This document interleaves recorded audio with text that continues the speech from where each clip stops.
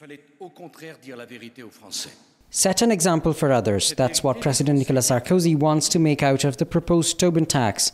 This means all financial transactions would face taxes starting from 0.1%. Right behind me is the Paris Stock Exchange, which will be one of the first affected if the Tobin tax comes into effect in France. But first, the French Parliament will have to introduce a new law. Only then share markets, banks, big international financial institutions would be taxed for all money transactions.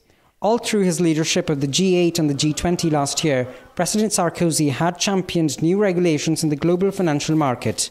Just after EU partners promised to work hand in hand to face economic troubles, President Sarkozy has raised eyebrows by suggesting France won't wait for other countries to take the first step. He knows that he cannot do it. He knows that his European partners will have to say yes first.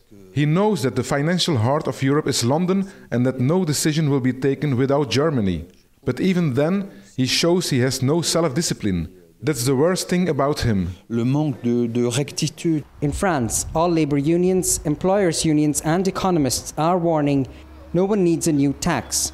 Experts say the Tobin tax talks are an election trick for Nicolas Sarkozy just 3 months before he faces polls. Le manque de sincérité. Note the lack of honesty of President Sarkozy. He says, I will be the first and the only one to start the Tobin tax. His political advisor confirms a law will be passed before end of January. And in no time, his finance minister says, oh, not before the end of the year. In other words, after the presidential elections. A Tobin tax in France could bring 10 billion euros each year. That would easily overtake all austerity measures in a span of one election term. But first, it will have to survive the big initial glitches.